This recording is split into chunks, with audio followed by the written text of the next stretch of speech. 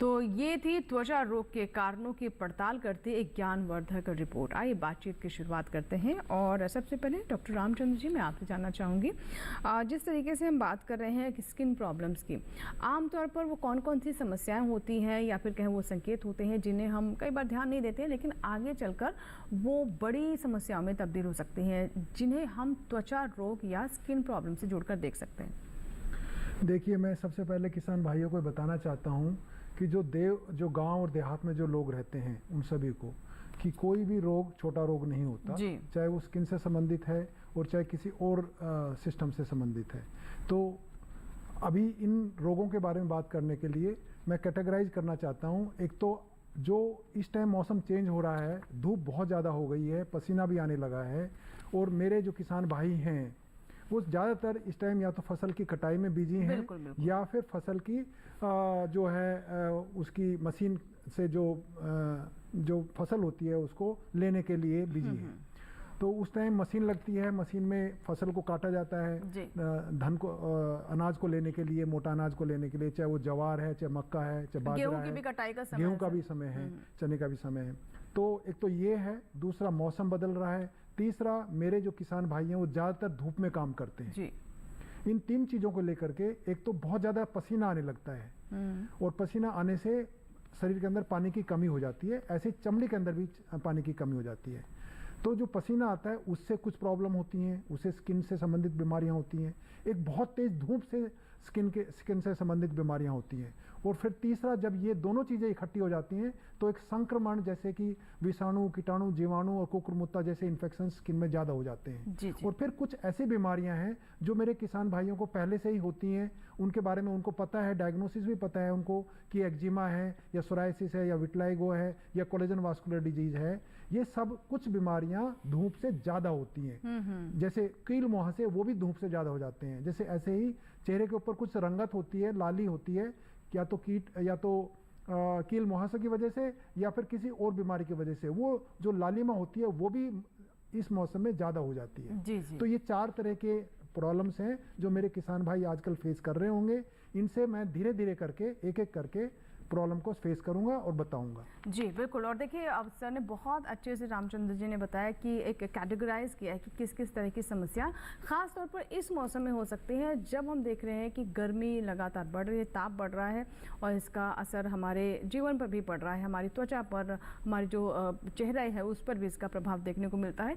अगर आपके कोई भी सवाल है तो आप हमें ज़रूर कॉल करें, टोल फ्री नंबर हम लगातार आपके लिए स्क्रीन पर भी चलाते रहेंगे, तो आप हमारे विशेषज्ञों से अपनी समस्याओं के बारे में जानें, समाधान जानें।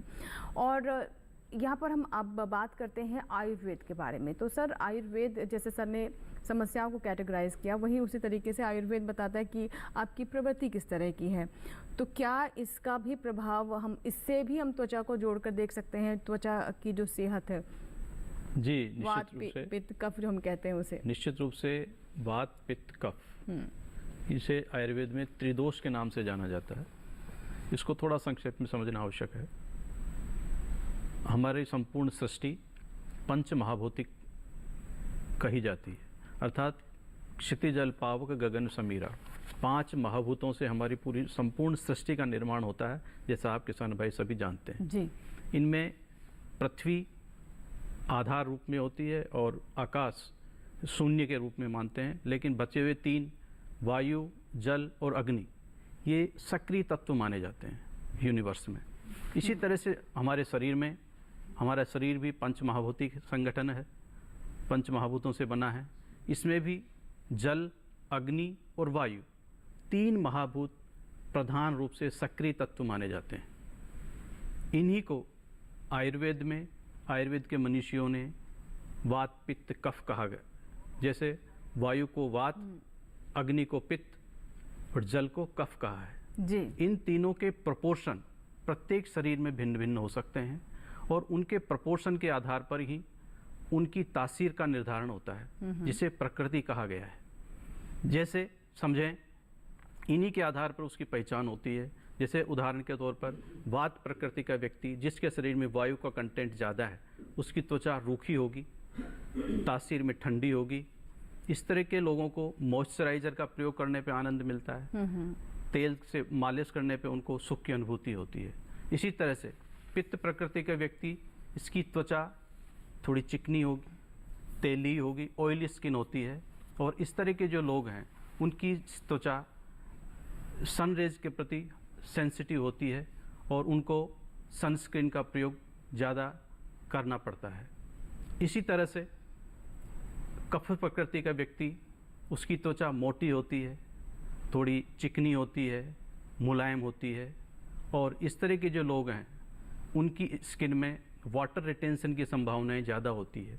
अतः उनको सूखे पाउडर से मालिश करना, ड्राई मसाज करना या उबटन करना, ये लाभप्रद हो सकते हैं। इस तरह से इस कैटेगरी के आधार पर, शरीर की वात पित्त के आधार पर हमारे इस तरह का संचालन। जी बिल्कुल। तो यहाँ भी आपने बताया कि किस तरह से वात पित्त और जो हम बात कर रहे हैं कफ की, वो जो हमारी प्रवृत्ति है, वो हमें जो हमारी त्वचा है वो किस तरह की होगी, ये इस बात से भी कहीं ना कहीं निर्धारित होता है।